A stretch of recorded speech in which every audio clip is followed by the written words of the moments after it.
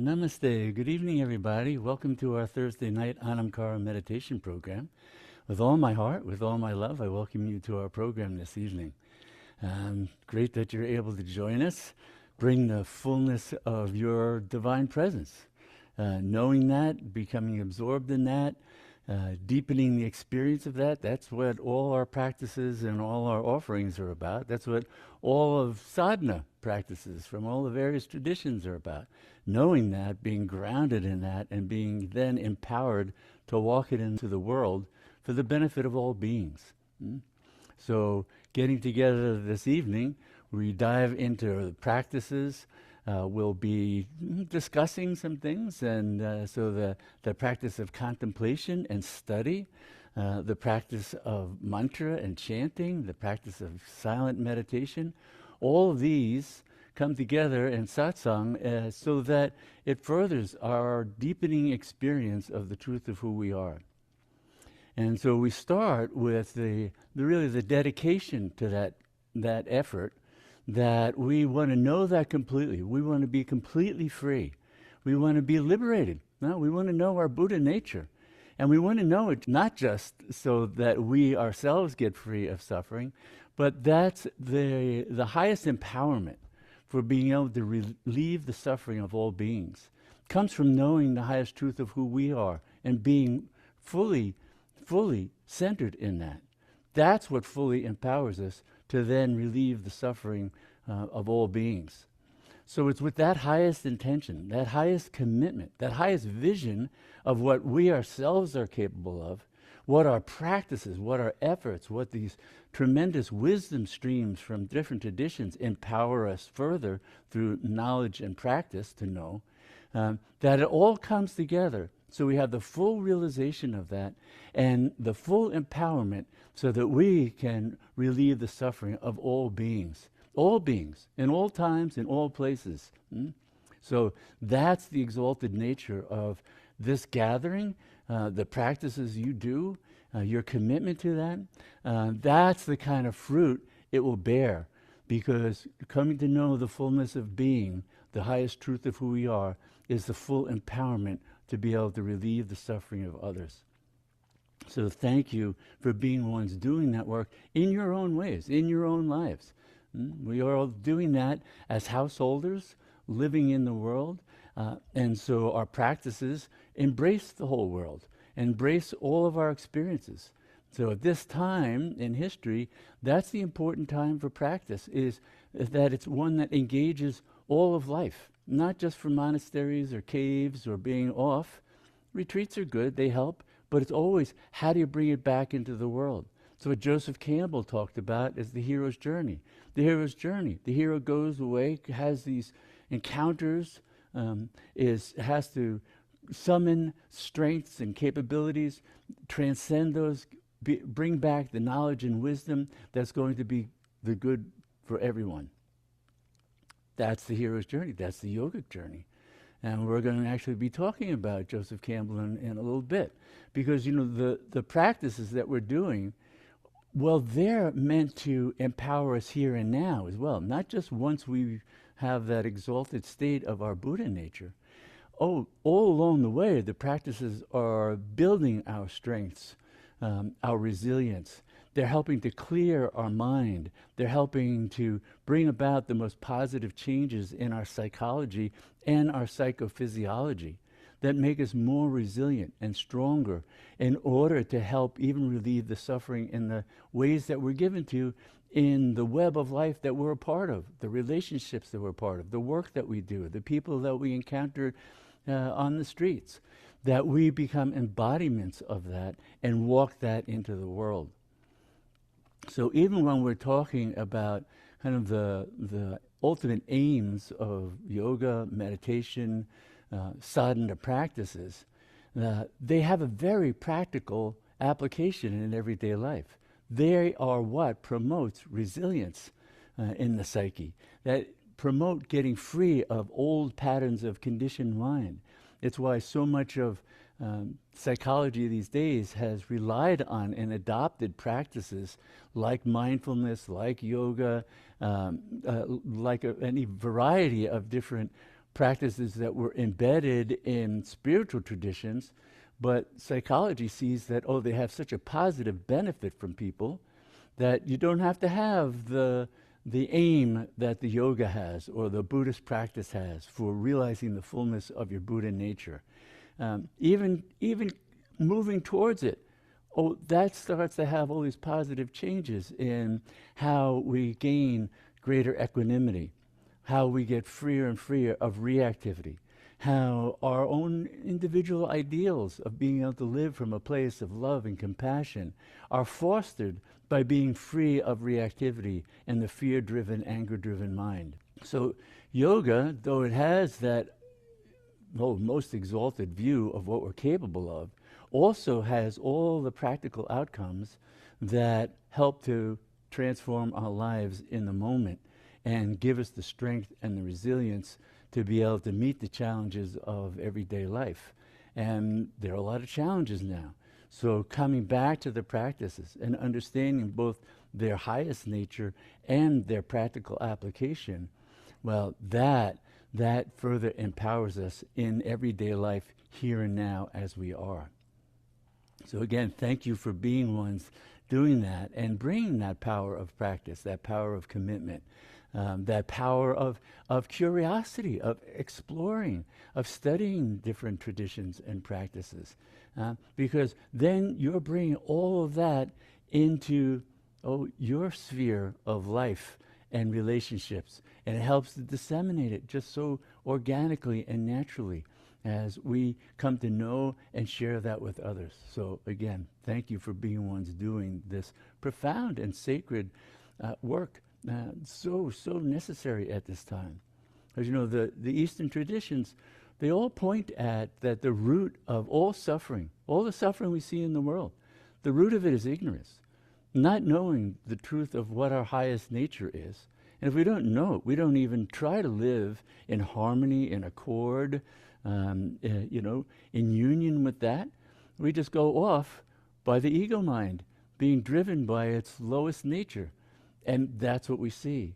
And so that's why it's so important to be embodying wisdom, seeking to go beyond the cultural paradigms that are really caught up in that profound ignorance and all the suffering it creates. So that's what we're doing. Even when we're talking about other parts of yoga that don't seem directly applicable to what's going on in the world, what's the economics, what's the politics, what's the war, all these things. No, the yogi said we need to cut the root of all of that. The root of all of those horrible conditions that we see, the degradation of the environment, the suppression of people, the oppression, the wars, everything, they are all born of ignorance. So we have to stay focused on getting rid of the ignorance, even while we're taking practical steps to do what's necessary to try and transform the dynamics in the world that are going on now. So it's not an either or, it's both. But our individual efforts are so sustained and augmented by knowing our source, knowing the root of the truth of who we are, the boundless nature of that. That's what gives us the strength and the resilience to walk Dharma into a world that has become adharmic, not dharmic, and violates that at every turn that we see. So yoga empowers us. Meditation empowers us. Contemplation empowers us. So one of the things I wanted to do this evening was to share a reading. And it's from one of Joseph Campbell's last books, Transformations of Myth Through Time. It's a collection of lectures of Joseph Campbell, the great mythologist, right? So many people had enjoyed, and they're up, I think on Netflix or something, his series that he did with Bill Moyers on the power of myth. He was a consultant and helped develop the archetypal power of the characters in the Star Wars trilogy, and so and just a seminal scholar on mythology around the world. I mean, nobody like him. So this is one of his chapters And there was two that he did, and especially if you're interested in yoga and Kundalini in particular, because it's the sort of the highest flowering of yoga. There's a couple of chapters on it. So I wanted to read from one of the chapters. This is chapter 7, and it's titled From Id to Ego in the Orient. So id is sort of that raw, instinctual aspect of our psyche. The ego is the more controlling, and has to sort of mediate what impulses can be acted on, how do we work with the world. And in the Orient, it's, how do we go beyond that? So from id to ego in the Orient, Kundalini Yoga, Part 1. That's the name of this chapter. So he writes, the idea of yoga is already given in the name yoga. It comes from the root yud, which means to yoke, to connect or to join something to something else. What is being yoked is our ego, consciousness, the little aham consciousness, to the source of consciousness. So just as the idea of deity in these perennial traditions, the Eastern traditions, greatly differs from our Western idea of deity, so does the idea of consciousness. In speaking of deities in the terms that are proper to these mythological grounded traditions, I'd say the deity is a personification of the energy. It's a personification of an energy that informs life, all life, your life, the world's life. Energy. Shakti is energy. That's what he's talking about. The root power of consciousness is called Shakti. So Kundalini Shakti, the power of consciousness. The nature of the personification will be determined by historical circumstances. The personification is folk. The energy is human. Deities proceed from these energies. They are the messengers and vehicles, so to say, of the energies. Our idea of deity is that the deity is a fact. And it's from that fact that the energies proceed. Likewise, with respect to consciousness, our notion is that the brain is the source of consciousness. The traditional idea is that the brain is a function of consciousness. Consciousness is first. That's different in the Eastern traditions. It's consciousness that produces the brain, not the brain that produces consciousness. The brain is an organ that encapsulates consciousness and focuses it in a certain direction, in the direction of time and space. Time and space, which is secondary knowledge. The notion that we are all manifestations of the transcendent consciousness, which goes beyond all our powers to think and to name, is the basic idea of all of this life. In our Western thinking, there have been moments when this has come in against what might be called mainstream philosophy or the schools of philosophy. Well, long before the Middle Ages, we have Dionysius of Areopagite, a mystical philosopher. His philosophy is picked up in the 8th and 9th centuries in Ireland by John Scotus Erigena, a Gnostic philosopher of magnificent concepts. In the High Middle Ages, Meister Eckhart uses the complicated, concretizing language of Christianity, but he blows it apart, and you have the recognition of the relationship of the deity to the knower of the deity. In Renaissance Italy, Cosimo de' Medici invited Marsilio Ficino to translate a text that had been brought from Byzantine by a Byzantine monk. This was a Greek text of the Corpus Hermeticum, the Hermetic philosophy of the 1st centuries AD, contemporary with early Christianity, but in the pagan terminology. When this appeared, the excitement of the whole world, the arts and creativity was enormous. Botticelli's work is full of all this, and the wonderful flowering of the Renaissance art is eloquent of these ideas that I am talking about. Later, you have people like Giordano Bruno, who was burned at the stake in Rome in the year 1600 for saying these things. Then, in later times, we have Immanuel Kant.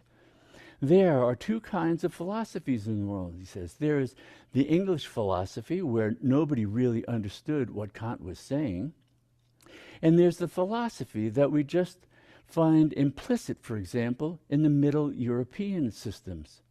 What Kant recognized in his critique of pure reason was that all our knowledge, all of our experience, is conditioned by the organs of experience and the organs of knowledge, a priori, primary, antecedent to our experience of anything is our knowledge of time and space.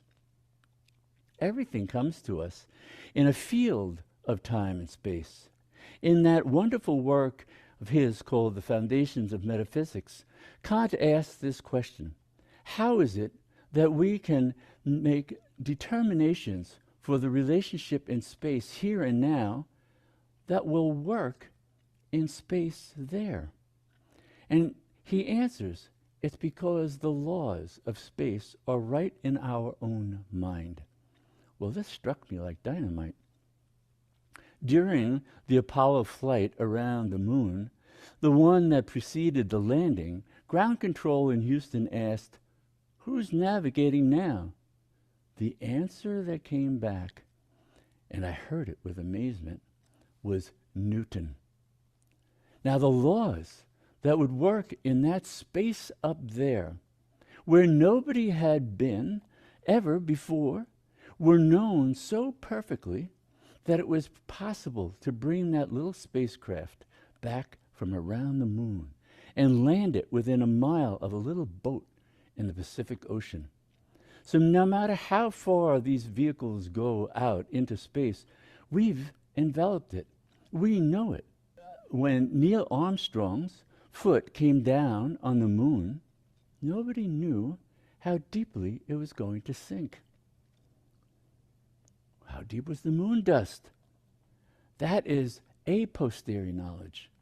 But the framing order of knowledge through which all our experiences come, this we already know.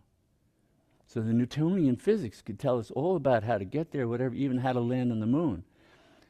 It wouldn't predict how deep the dust was. That's something you find out right there and then. But what is the thing that we're coming to know through time and space? Is it a thing? No. Things are in time and space. You've gone into the transcendent there. So Kant calls this transcendental aesthetics. After you've seen everything, you begin thinking about it. And the laws of your thinking are what determine what you can think. These are the laws of logic, the categories, and you can't think of anything that doesn't fit in those. So you are enclosed. This is Maya. This is Maya, exactly. That's what Campbell's talking about. Maya. So Maya Shakti, Maya, so now we're back into yoga philosophy. Maya Shakti is the power of consciousness to create limited forms, limited in time and space. Maya is the creatrix of this realm of time and space.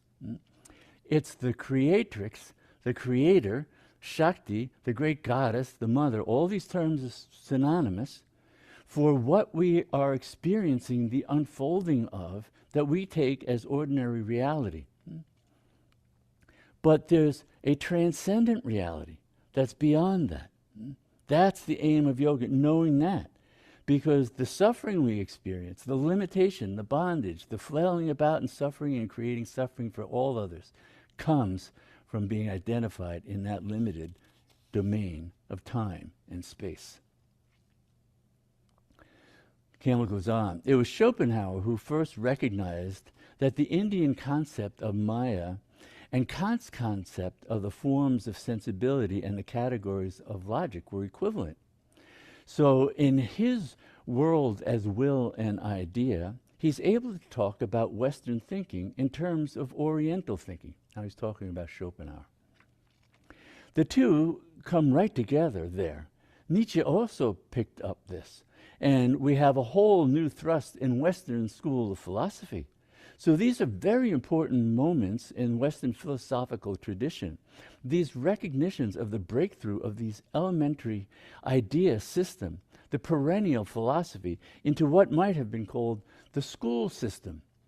So it was really through Nietzsche and Schopenhauer that their encounter with Eastern tradition, philosophy, and ideas had this major impact on the development of Western thought. Yoga, then, is a linking of consciousness, this aham consciousness. That's I am awareness. But we ordinarily experience it as the little I am. So there's a little I am that's a mirror of universal I am. So yoga then is a linking of the consciousness, this aham consciousness, this ego consciousness, to the source of consciousness. That's the aham without boundaries. That's unbounded aham. The source of consciousness is, of course, transcendent of all concepts. So it's beyond being and non-being, beyond conscious, unconscious, non-conscious. When you ask, is God one or many? One and many are concepts. These are the categories of thought, and the word God is not supposed to refer to a personality. It's supposed to refer past the personality to that which is really transcendent of thought. The mythic symbols open like that to the transcendence. Jung makes a distinction between the word symbol and the word sign. This is an arbitrary definition that he uses. A symbol is a mythic symbol which has one leg here and the other in infinity. It points to the transcendent. A sign points to something here. As normally interpreted, God is a sign, not a symbol. The word God refers to what is supposed to be a fact. There is a saying that I like to quote that came up in the Gnostic period. The problem with Yahweh is that he thinks he's God. That is to say, he thinks, I'm it. I'm no symbol. And then, of course, when he's the only one that's it, then everybody else's God is no God at all. This is the confusion of symbol and concrete signs that leads to fundamentalism, leads to division, leads to that sort of bound notions that go with dogma. In proper language, concretizing the image, concretizing the symbol, is what we call idolatry. I think we can also call it fundamentalism. So that our whole religion from this standpoint is an idolatrous system. Perhaps it's because of this unconscious idolatry of our own that we see idolatry in everybody else and smash their idols. That's just a little thought for the day. The classic book of yoga is called the Yoga Sutra. The word sutra is related to our word suture, the thread that a doctor uses to sew you up. So Yoga Sutra means the thread of yoga. And this is a type of book from India called the Sutra. And there are lots of sutras, and there are the sorts of books students buy the night before an examination. In very short, concise formula, they summarize that work that you've been doing all year. But you can't really understand the book unless you already know the subject. And you can't know the subject without studying with a teacher. So the sutras are these pith statements. Now, the opening aphorism of the Yoga Sutra, which is attributed to the legendary sage named Patanjali, is the classic definition of yoga. Yoga is the intentional stopping of the spontaneous activity of mind stuff. That's how it's defined. In Sanskrit, it's yoga chitta vrittis nirodha. There are two aspects to the physiology of the mind. One is the nerves, the gray matter, and the other is the energy that lives in the nerves. The energy is what communicates the messages. The gross matter is called in Sanskrit stula. The subtle matter, the energy inside, the activating principle, is called sukshma. It means subtle. So the subtle matter within the brain takes the forms of what impacts the senses. So we see things as though they're in our hands because the subtle matter has taken their forms. And we hear things for the same reason, and so forth and so on. Move your eyes quickly and you'll see how quickly the subtle matter changes. The problem is that it continues to change even when you want it to stand still. Suppose you wanted to hold in your mind one thought or one image, something you think you'd like to hold there. You will find that within 4 or 5 seconds, you are having associated thoughts and the mind is moving. This is what every meditator encounters. You try to just hold on to mantra, just hold on to the awareness of breath. Why are we doing that? It's to help calm the mind. Chitta vrittis nirodha, calm the thought waves of the mind. This goal of this yoga is to make the mind stand still. But why should you want to do that? We're coming to a basic idea in this perennial philosophy, namely that everything is experienced through the mind. This is Maya. The mind is in an active state. The image is given of a pond rippled by the wind. The rippling pond, with its waves, reflects images that are broken. They come and go and come and go and come and go. In the book of Genesis, the wind, the breath, the Spirit of God blows over the waters. That's the creation of the world. You start this excitement going. Now comes the point. What we do is identify ourselves with one of those broken images, one of those broken reflections on the surface of the pond. Here I come, there I go. That links us to the temporal flow. Time and space is that flow. It's Maya. Make the pond stand still. You get one image. What was broken and reflected is now seen in its still perfection. That's your true being. But that's everybody's true being as well. This is the goal of yoga, to find that reality of consciousness, which is, of you and everybody else. Schopenhauer's World as Will and Idea is full of this. The book is a symphony of rapture dealing with this matter. He uses an image that I like to bring up in relation to this, and where he asks, how is it that a human being can so participate in the danger and peril of another that, forgetting his own self-protection, he moves spontaneously to that person's rescue? How is it that we take to be the first law of nature, self-preservation, this separate entity, this ego, is suddenly dissolved? And as though one were one with that other, one acts spontaneously in the interests of that other, even at the risk of one's own life. One acts spontaneously to save a little child that is about to be run over. Well, Schopenhauer answers this by saying, this is a metaphysical realization that has broken through, which is usually not there. It is the realization of universal consciousness, of which we are all manifestations. So in that sense, you and that other are one. The experience of separateness is only a secondary experience within the a priori frame of time and space, which is the separating principle, what Nietzsche calls the principium individualis, the individuating principle of time and space. If it weren't for time and space, we would not be separate here. So this is our secondary experience. You have to have this experience in order to live in the world. But every now and then, there's a breakthrough to the other realization.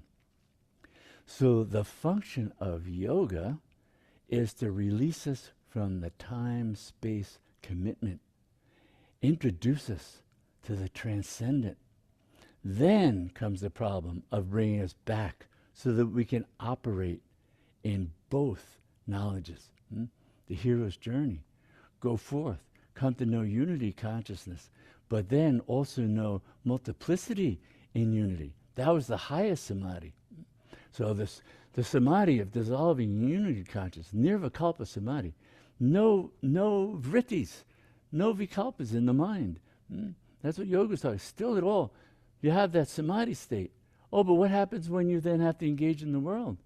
If you don't have the full realization that all of this is also that, then you'll still wind up in duality. Then one's journey is not yet complete. Now, the dates for the sutras are usually given as sometime between 200 BC and 200 AD. In these 400 years, the thing took its shape. The yoga that I want to discuss is a specific late form of yoga that developed in the 4th and 5th centuries, and it's known as Kundalini Yoga. And it affected all of the Eastern religious structures. It appears in Buddhism, in Jainism, in Hinduism, almost simultaneously. So I'm going to use both Buddhist and Hindu images to illustrate it. So we can see that it was this revelation that sort of happened through the collective consciousness at this time that disseminated into all these traditions. They each have some similar ways of talking about it, but it's, I mean, for instance, in Buddhism, when I'm talking with great Rinpoches, we're talking the same language. They call it Kundalini as well, so it's not a different concept even. Kundalini comes from the word which means coiled up. The reference is to the spiritual energy that is coiled up, as it were, about the base of the spine, the base of the body. And when it is in that condition, coiled up down there, that's not much of a spiritual life. The spiritualized energy organs are in that lower pelvic area. And the goal of yoga is to wake the coiled up energy and bring it up from the spine. Now that's all symbolic, right? That's not literally. There's not an energy running in the pelvis literally. It's not. We're not talking physical body. When the yogis are talking about this, they were talking about that subtle body. It's the subtle body that gives birth to the physical body, but this energy resides in the subtle body. So you can cut open the physical body. You're not going to find any of these centers. You're not going to find this energy running around. You can find nerves. You can find plexes. You can find root nerves. You can find all kinds of physical things. You're not going to find chakras and what they symbolically represent as levels of consciousness. So being rooted in existence in this domain, this earth domain, the lower chakras have to do with, the earth element, the water element. They have to do with survival and instinct on an earthly level and on a sensual, sexual level for reproduction. And then on the third chakra, we wind up with the power of will and the drive for dominance and security on that level. So the lower levels are corresponding on the metaphysical level to the lower levels of how we operate as humans in the world. And we see that that's how most people they operate from that. The rest is all there, which is why Schopenhauer and many others, and ourselves included, can have these insights or these spontaneous experiences of transcendence. Transcending what? Oh, transcending being just solely identified and bound by the body, following its instinctual nature. Because we have the capacity, we haven't developed it. But that energy is there, and sometimes it pops through and says, come on, this is what you're really capable of. And that's what the yogis were talking about. That's what they wanted to pursue, because that's where freedom from suffering was to be found, and how to live in a world that promotes the greatest well-being for all. That comes from the higher energies, free of those lower instinctual ones. So the spiritually energized organs are in the lower pelvic area, and the goal of yoga is to wake that coiled up energy and bring it up the spine. It's pictured as a serpent, as a little female serpent, because again, energy, Shakti, the divine feminine, that which gives birth to all forms, all thought forms, all belief forms, all idea forms, all forms born by this conscious energy, this power. And in its unfolded aspect, that is Kundalini Shakti. In its awakened aspect, in its fully unfolded aspect, that's the infinitude of knowing. And its vehicle is mantra. So it's pictured being about as thick as a hair, white and coiled 3.5 times around a symbolic lingam, a symbolic male organ, which is there at the base of the body also. This is all subtle substance. You won't find it on the operating table. It's coiled 3.5 times with the head of the serpent over what is called the Brahma, the door of the lingam, that the energies do not come up. And the goal of yoga is to wake that serpent and bring her up the spine. On the way up, she passes 7 centers, and the center of the base is called the Muladhara, the base, the root base. The center of the crown of the head is called the Sahasrara, the 1,000-petaled lotus. And in between are the 5 other centers of consciousness. And as that serpent power enters the field of those sequential centers, the whole psychology of the individual is transformed. And that's what happens spontaneously with the awakening. And the great gift of mantra was that mantra is a form of that energy already awakened, unfolded, in a seed form. The seed is mantra. You plant a seed, it begins to grow. So when you receive the awakened form, the awakened Shakti from the Master, the seed of mantra, and you take it in, you listen, you repeat it, well, it lands in the fertile ground of its own creation. Because underlying this, there is no other. There is no separation. Your enlightened nature is fully present here and now. That full presence of the living Shakti, of the power of consciousness, is fully unfolded in you already. So what we're talking about that unfolds as this process and occurs as these various experiences that we have, that's all has to do with the experience of mind shifting. The infinite already knows. It fully is present, fully envelops, fully knows all that is on all these different levels. What we're coming to is the realization that the mind can start to apprehend pieces of it. Only pieces, because the limitations of mind, well, it can't hold it all. But it can dissolve the little aham in the boundless aham. And because the boundless aham is boundless consciousness, we come to know it. But it always winds up being ineffable, inexpressible. Can't be thought of, can't be put into words by the mind. So the mind winds up having this intuitive knowing, being grounded in that, secure in that, unshakable in that, even though it cannot say a word about it. Because all words, at best, are symbols. All words, at best, are fingers pointing at the moon, pointing beyond the mind, beyond the concepts, into the fullness of being, the truth of who we are.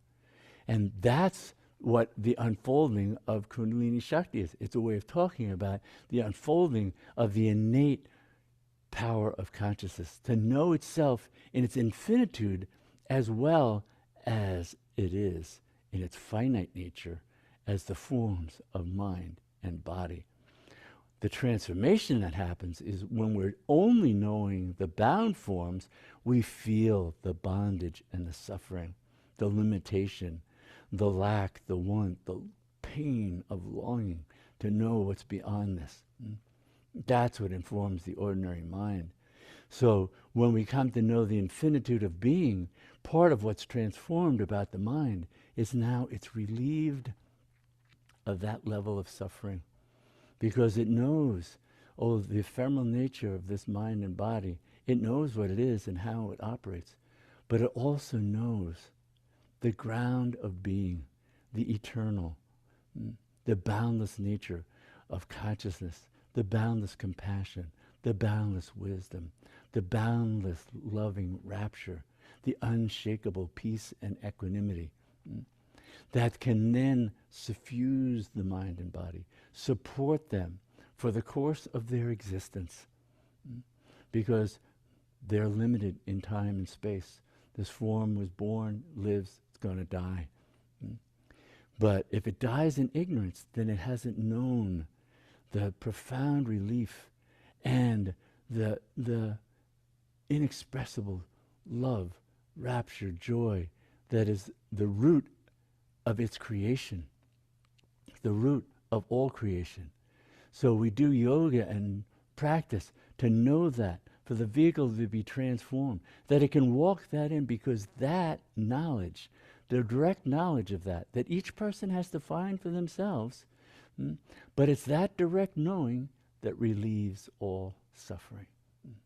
And that's what we can then walk into the world and share with others, that there is a way to get free.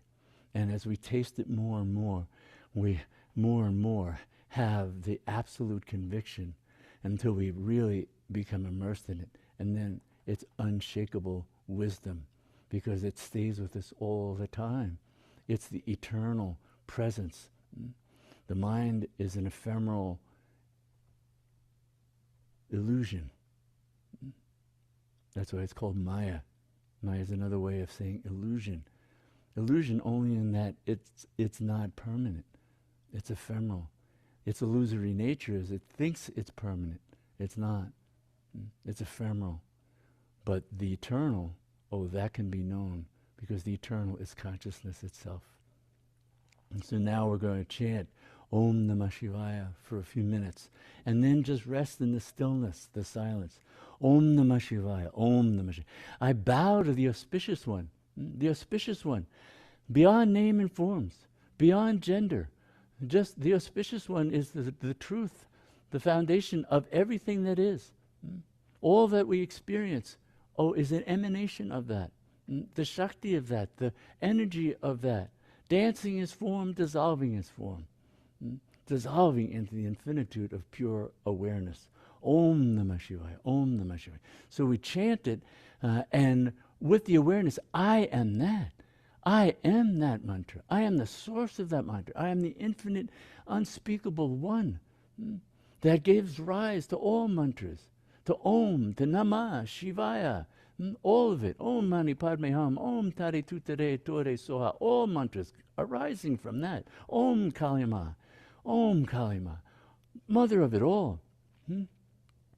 Kundalini Shakti is seen as the mother of all the syllables of the Sanskrit alphabet, which are the seeds of all of physical creation, and the root of all mantras. All mantras are her. All mantras are her form. She gives birth to all, the divine feminine, the mother of it all. So we dissolve into that by dissolving into the mantra.